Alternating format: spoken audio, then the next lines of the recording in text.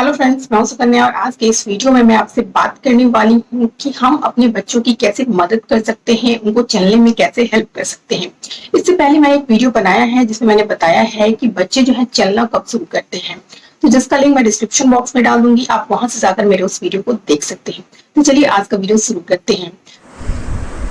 हमारे सारे वीडियोस देखने के लिए सब्सक्राइब बटन पर क्लिक करें और बेल आइकन पर क्लिक करें ताकि आपको हमारे वीडियोस के लेटेस्ट नोटिफिकेशन मिलते रहें।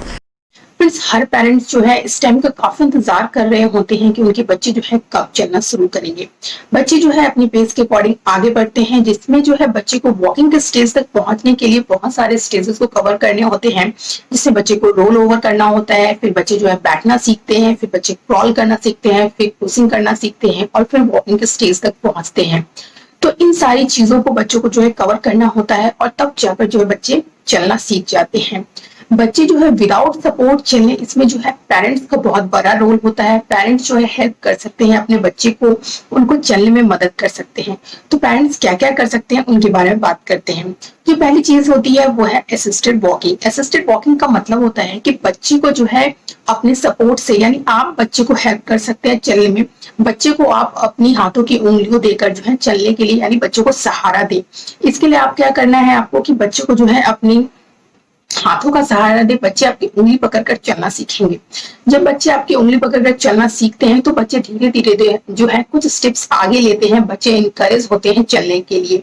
लेकिन आपको ध्यान रखना है कि जब बच्चे को आप उंगली पकड़कर चलना सिखाएं तो बच्चे के जो हाथ हैं उनको आप ज्यादा नहीं उठाएं, क्योंकि ज्यादा उठाने से हो सकता है कि बच्चे की बाहों पर जो है दबाव पड़े, तो जिससे बच्चों को प्रॉब्लम हो सकती है। तो ये चीजें बस आपको ध्यान में रखनी है। और जब बच्चे को आप उंगली पकड़कर चला रहे हो तो बच्चे का जो पैर है वो जमीन को छुए, ये बात भी आप ध्यान में रखें। जो दूसरी टिप है वो है टमी टाइम।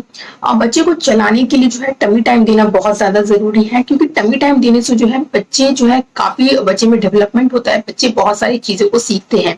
टमी टाइम जितना ज्यादा आप बच्चे को जमीन पर जो है लेटे रहेंगे या लिटाएंगे, उतना ज्यादा क्या होगा कि बच्चे जो है अपने आप को, अपने बॉडी को कंट्रोल करना सीखेंगे, अपने बॉडी के वेट को कंट्रोल करना सीखेंगे। बच्चे अपने नेक को कंट्रोल करना सीख जाते हैं। बच्चे उसी तरीके से जो है क्रॉल करना सीख जाते हैं, यानी घुटनों के बल चलना सीख जाते हैं। तो ये सारी चीजें बच्चों को सीखने की जरूरत होती है जब बच्चे को जो है वॉकिंग के स्टेज तक पहुंचना होता है। तो टमी टाइम जो है बहुत ज्यादा इंपॉर्टेंट रोल प्ले करता है, तो अपने बच्चे को टमी टाइम जरूर दें। जो तीसरी टिप होती है वो है बेबी मसाज। बेबी मसाज भी बहुत ज्यादा जरूरी है। कम से कम 2 साल तक अपने बच्चे को जो है मसाज जरूर करें, क्योंकि जब बच्चे जो चलना शुरू करते हैं तो बच्चे के पैर जो है काफी थक जाते हैं। तो इस टाइम जो है बच्चे की पैरों की मसाज बहुत ज्यादा जरूरी होती है। मसाज करने से क्या होता है कि बच्चों के पैरों को आराम तो मिलता है, साथ ही बच्चे की जो पैरों की मांसपेशियां होती हैं वो भी बहुत मजबूत होती हैं। तो अपने बच्चे को जो है मसाज जरूर करें। जनरली जब बच्चे पूरे दिन में जो है चलते रहते हैं तो थक जाते हैं, तो रात को सोने के टाइम जो है बच्चे की पैर की मसाज करें, जिससे बच्चे को जो है काफी आराम मिलेगा। जो फोर्थ टिप है कि इस टाइम जब बच्चे मतलब लगभग क्रॉलिंग का स्टेज कवर कर लेते हैं तो आप बच्चे को जो है पुश टॉय इंट्रोड्यूस कर सकते हैं। पुश टॉय जो है बेसिकली एक टॉय होता है जिसमें एक हैंडल लगा होता है, जिसे पकड़कर जो है बच्चे 1-2 स्टेप्स आगे चलते हैं। तो इस टॉय को आप इंट्रोड्यूस कर सकते हैं, इससे बच्चे को काफी इंकरेजमेंट मिलती है, बच्चे जो है चलना सीख जाते हैं। लेकिन आपको ध्यान रखना है कि जब आप इस तरीके के टॉयज अपने बच्चे के लिए चूज करें तो जो टॉय हो तो वो थोड़ा स्टेबल होना चाहिए और थोड़ा चौड़ा होना चाहिए, ताकि बच्चे जो है इस टॉय को लेकर के गिरे नहीं। बच्चे के लिए जो है वो टॉय सही होना चाहिए। तो जब टॉय खरीदें तो इन सारी चीजों का आप ध्यान रखें। जो 5th चीज है वो ये है कि बच्चे को वह जितना ज्यादा हो सके आप जो है नंगे पैर चलाएं। नंगे पैर चलाना ज्यादा जरूरी होता है, क्योंकि अगर बच्चे को नंगे पैर नहीं चलाएंगे और बच्चे को आप जो है सॉक्स या फिर जूते पहनाकर चलाएंगे तो बच्चे के जो पैर है वो उतनी अच्छी से डेवलप नहीं हो पाते हैं। बच्चे के जो पैर है वो जमीन के स्पर्श को नहीं समझ पाती है। तो ये बहुत ज्यादा जरूरी है बच्चों को समझना। तो जितना ज्यादा हो सके अपने बच्चे को जो है नंगे पैर चलाएं। इससे क्या होता है कि बच्चे जो है अपने बॉडी के वेट को जो है कंट्रोल करना सीख जाते हैं। तो ये बहुत ज्यादा जरूरी है। तो जितना ज्यादा हो सके बच्चे को जो है नंगे पैर ही चलाएं। जो 6th टिप है वो ये है कि आपको बेबी को इनकरेज करना है। जितना ज्यादा हो सके अपने बेबी को इनकरेज करिए। इनकरेज करने के लिए वो क्या करना है कि अगर आपका बेबी जो है खड़ा हो रहा है तो उसे, या फिर क्रॉल कर रहा है, तो आप एक कोने में बैठ जाएं और अपनी हाथों को फैलाकर अपनी तरफ बच्चे को बुलाएं, आवाज देकर बच्चे को बुलाएं, जिससे बच्चे को काफी इंकरेजमेंट मिलती है। बच्चे जो है चलने के लिए इंकरेज होते हैं। तो बच्चे को जो है आप बच्चे के लिए क्लैप करें, बच्चे को जो है हग करें। ये सारी चीजें करने से बच्चे को काफी प्रेरणा मिलती है और बच्चे जो है चलने के लिए भी तैयार होते हैं। जो अगली टिप है वो है स्टैंडिंग पोजीशन। बच्चे को जो है आप खड़ा रखने की कोशिश करें।